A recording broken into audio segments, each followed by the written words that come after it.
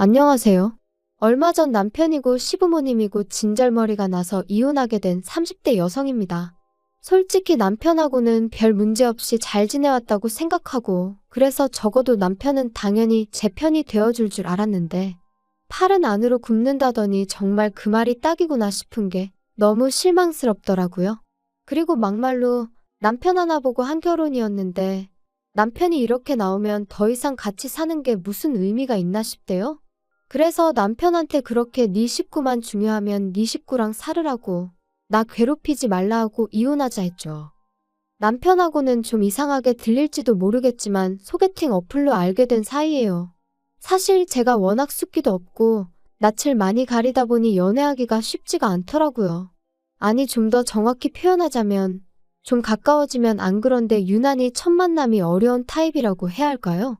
게다가 제가 또 여중여고 여대를 나와서는 회사마저 압도적으로 여직원이 많은 곳에 다니고 있다 보니 한마디로 남자 만나기가 하늘의 별 따기였죠.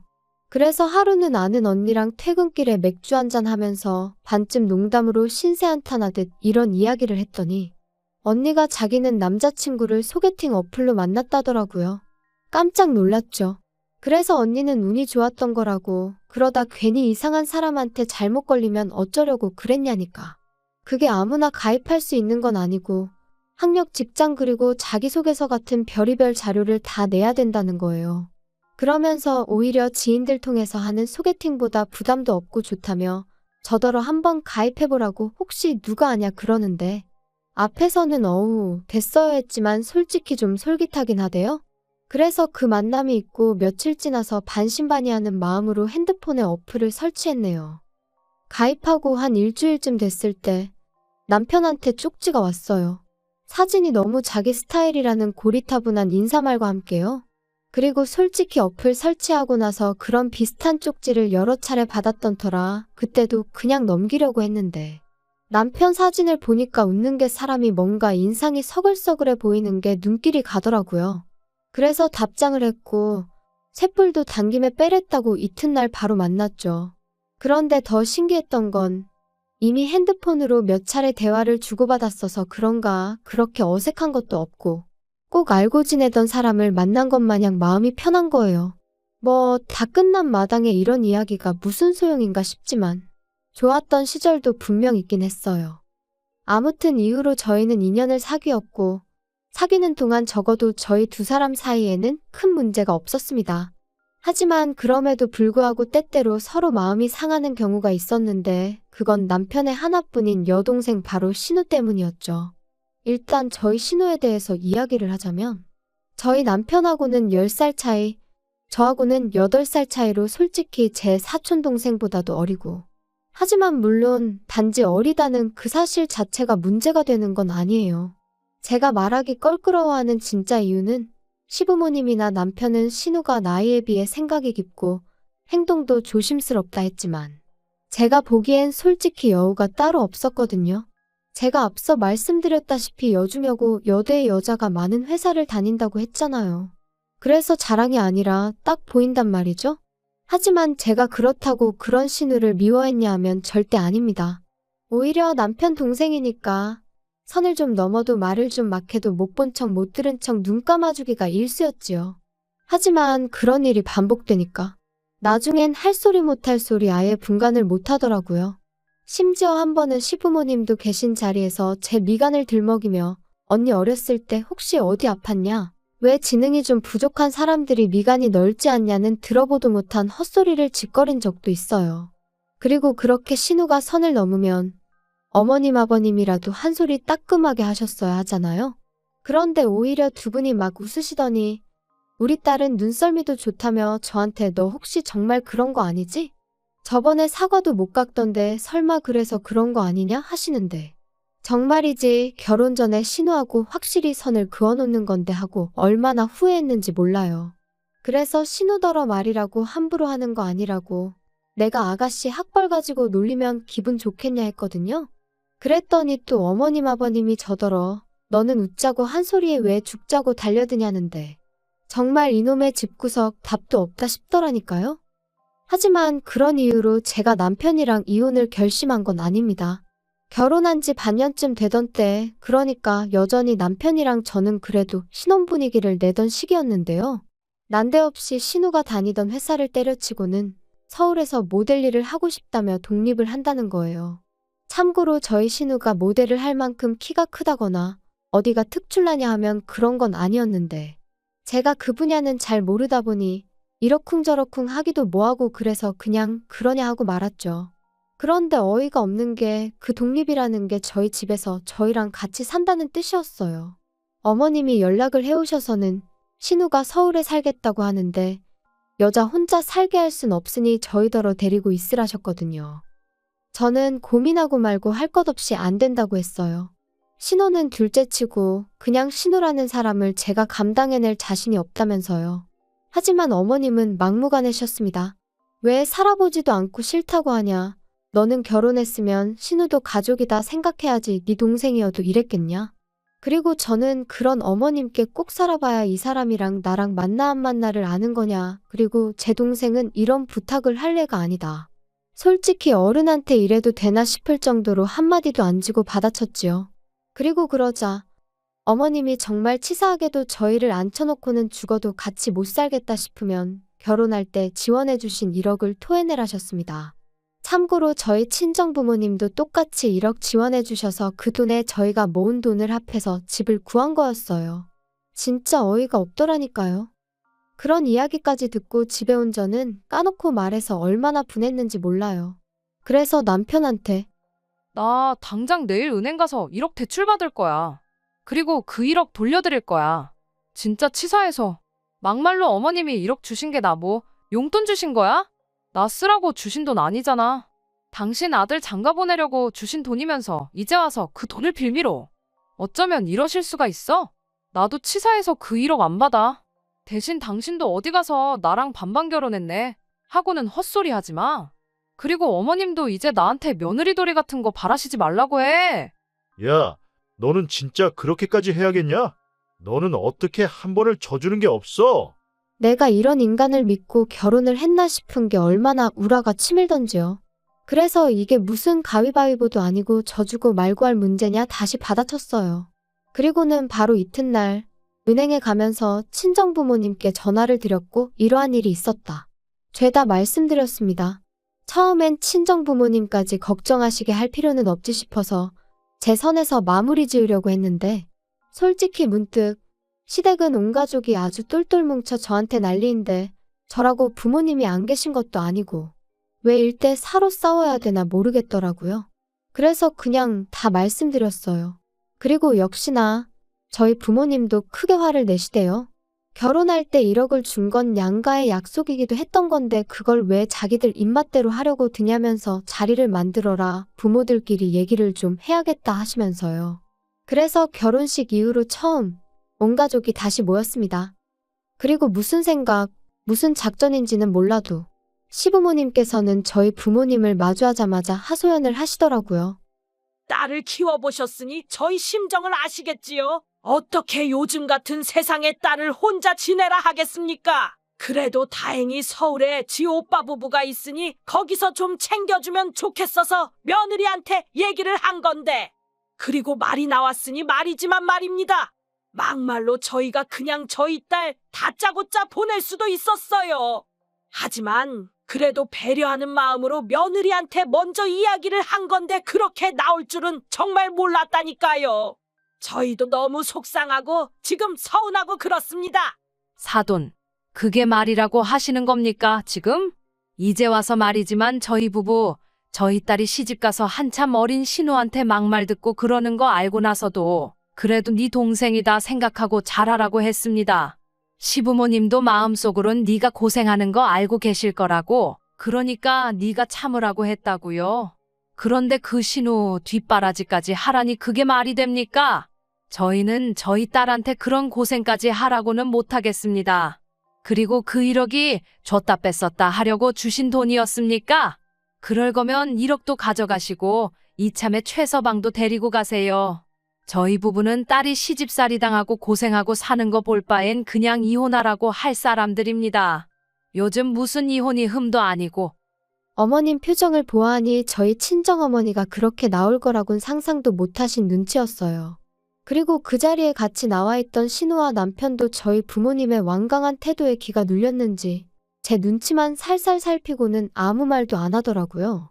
그래서 결국 1억 돌려드리는 일 없이 신우와 같이 사는 일은 없던 얘기가 되었습니다. 이후로 또 남편하고 저는 그럭저럭 잘 지냈어요. 정확히 말하자면 별로 큰 소리 나는 일 없이 서로 힘들게 하는 일은 없었다는 거죠. 그리고 합가는 무산되었지만 그래도 신우의 독립이 어째서인지 신경이 좀 쓰이더라고요. 그래서 누가 시킨 건 아니었지만 치안이 좋다는 여성 전용 자취방부터 시작해서 신우가 안전하게 지낼 만한 곳들을 알아보고 어머님께 싹 다 정리해서 알려드렸어요. 그랬더니 어머님이 고맙다. 이 정도로 네가 걱정해 줄 줄은 몰랐다 하시며 얼마나 좋아하시던지요. 그리고 실제로 제가 말씀드린 곳 중 한 곳으로 신우 자취방을 구해주시더라고요. 그래서 이제 다 그럭저럭 상황이 잘 정리가 되었다 싶었는데 어찌저찌 신우가 서울살이를 시작한 지 1년쯤 되던 어느 날이었어요. 사실 신우를 데리고 살지는 않았지만 그래도 제 딴에는 또 마음이 쓰여서 한 달에 한두 번 정도는 밖에서 만나기도 하고 혹은 집으로 부르기도 해서 밥도 먹이고 얘기도 들어주고 그랬거든요. 그리고 제가 지금 이런 이야기를 하는 이유가 제가 얼마나 대단히 잘해줬다고 생색내자는 게 아니라 그럼에도 불구하고 신우에게 애인이 있다는 사실은 몰랐다는 거예요. 도통 티도 안 내고 말도 안 하니 제가 어떻게 알 도리가 없었다고요. 그런데 하루는 신우가 연락도 없이 저희 집에 찾아와서는 언니 하더니 자기가 임신을 했다는데 순간 제가 뭘 들은 건가 싶더라니까요. 그리고 신우의 임신으로 시댁은 말 그대로 쑥대밭이 되었습니다. 행여나 무슨 일이라도 생길까 주변 시세보다 더 비싼 돈 주고 자취를 시켜줬더니만 관리인이 하는 말이 저희 신우가 안 들어오는 날이 더 많았다지랐나. 알고 보니 신우가 애인이란 사람과 거의 동거하듯 생활했던 모양이더라고요. 그런데 그 화살이 왜 저한테 날라온 건지는 지금도 정말 이해가 안 되네요. 시부모님께선 처음엔 신우한테 도대체 뭐라고 다녔냐며 좀 나무라는가 싶더니 이내 이게 다 제 반대로 저희 집에서 살지 못해서 생긴 일이 아니냐며 제 탓을 하셨어요. 아니, 제 탓만 하셨으면 그나마 저도 어떻게든 유감이다 생각하고 말이라도 죄송하다 했을지도 모르겠습니다만 저희 친정부모님까지 들먹이며 목에 핏대를 세우실 땐 당신들 자식이 발랑 까져 친 사고를 전하 저희 친정부모님더러 어쩌라는 건가 싶은 게 진짜 시쳇말로 계급장 떼고 한판 붙었으면 싶더라니까요. 너랑 네 부모 때문에 내 딸 신세 다 조졌다. 너 이 일을 어떻게 책임질 거냐? 너는 윗사람이 돼서는 어린 신우 하나를 못 챙겨서 이 사단이 나게 만드냐? 다 필요 없고 내 딸 인생 책임져라. 네 부모한테도 내가 책임을 물을 거야.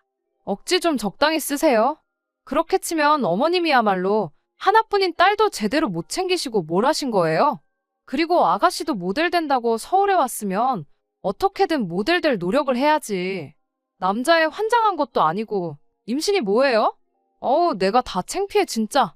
하지만 어머님의 억지는 여기서 끝이 아니었습니다.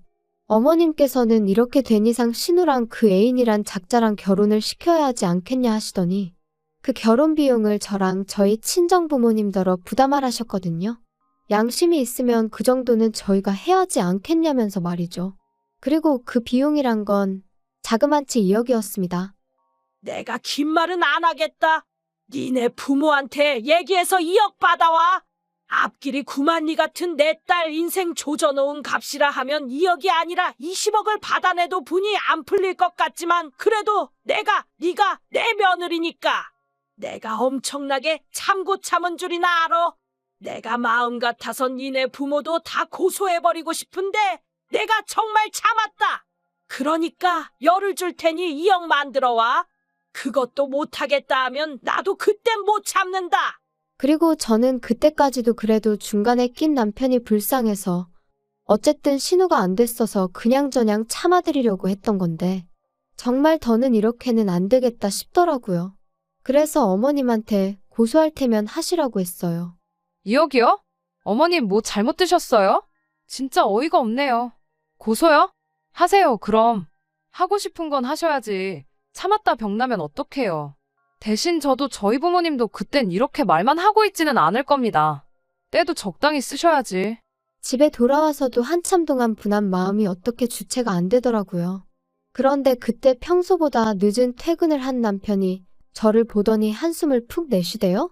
그리고는 오늘 어머니랑 또 한판 했다며 그러는데 짜증이 정말 확 나는 거예요. 남편의 말투라고 해야 하나 그게 저를 아주 한심하게 여기는 시기였으니까요. 그래서 제가 남편더러 말을 그렇게밖에 못하냐니까. 야, 나도 답답해서 그래. 그러니까 처음부터 우리가 데리고 있었으면 얼마나 좋았겠냐고. 아니, 그게 지금 말이라고 해. 막말로 자취하는 여자들은 다 임신하니? 시부모님도 당신도 왜 자꾸 신우가 잘못한 걸 나랑 내 부모님한테서 원인을 찾아? 나는 뭐 할 말 없어서 가만히 있는 줄 알아? 이게 다 가정교육을 잘못 받아서 이렇게 된 거지. 너 진짜 말이 너무 심하다. 말 가려서 해. 가려서 말할 건 내가 아니고 당신하고 당신 부모님이야. 진짜 지긋지긋하다. 오늘은 당신 부모님이 나더러 친정 가서 2억 받아오라더라? 신우 인생 조져놨으니까 위로금으로 받아야겠대. 어머님 머리가 어떻게 되신 거 아니야? 야, 너 내가 말 조심하랬지. 그리고 솔직히 2억이 없어서 그런 거면 차라리 우리 부모님한테 가서 무릎 꿇고 죄송하다고 빌어. 빌면 봐주실지도 모르지. 네 부모님도 그래. 그렇게 뻔뻔하게 모르쇠로 나오실 게 아니고 우리 부모님한테 미안하다 숙이고 들어오셔야지. 막말로 그렇게 버티고 계시면 너랑 나도 못 살지 않겠냐? 너 말 잘했어. 나 너랑 정말 못 살겠거든. 고소고 나발이고 니네 하고 싶은 거 다 해봐. 그리고 너랑 나도 이쯤에서 갈라서자. 제발. 남편하고는 또다시 할 말 못할 말 해가며 정말 서로 때리지만 않았지 이웃이 경찰까지 불렀을 만큼 크게 다투고 말았습니다.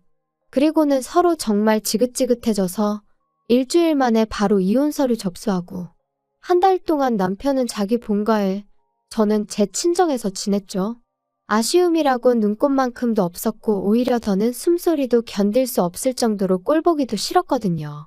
그리고 제가 친정에 있는 동안 시부모님한테 몇 번이나 연락이 왔는데 댁 아들하고 이혼하기로 했으니 저한테 이러지 마시라고. 자꾸 이러시면 경찰에 스토커로 신고하겠다 하니까 나중엔 좀 잠잠해지대요. 그리고 결혼할 때나 이혼할 때나 집값은 별 차이도 없었기에 그냥 팔아서 남편이 들고 온 돈 그대로 줘버렸어요.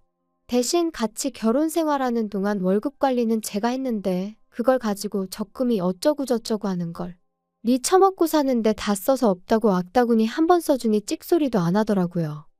그리고 어떻게 보면 제가 모처럼 남편이란 작자를 다시 떠올리고 이렇게 사연까지 쓰게 된 계기이기도 한데 발 없는 말이 천리 간다더니 우연히 신우 소식이 제 귀에 들려왔습니다.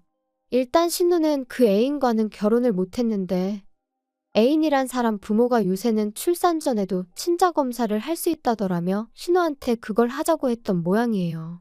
그리고 신우는 그게 자기에 대한 모욕이었더니 해가며 못한다고 버티다가 해서 친자관계가 맞으면 뭐 위자료를 청구하겠네 그랬다는데 이 대목에서 그놈의 집구석 위로금인지 위자료인지 남한테 돈 받아낼 궁리만 하고 사나 싶더라니까요.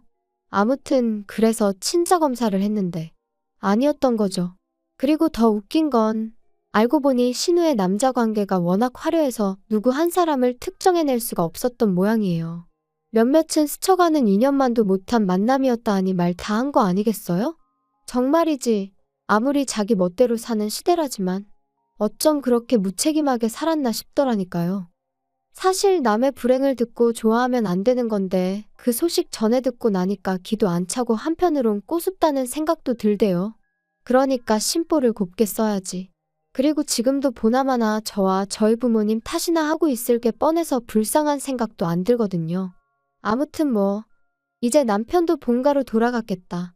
시부모님이고 남편이고 온 가족이 들러붙어 신우 뒤치다거리나 해주면 딱 되겠네요. 혹시나 이 사연을 듣게 된다면 축하한다고 꼭 말해주고 싶어요. 축하해, 한번 잘 살아봐.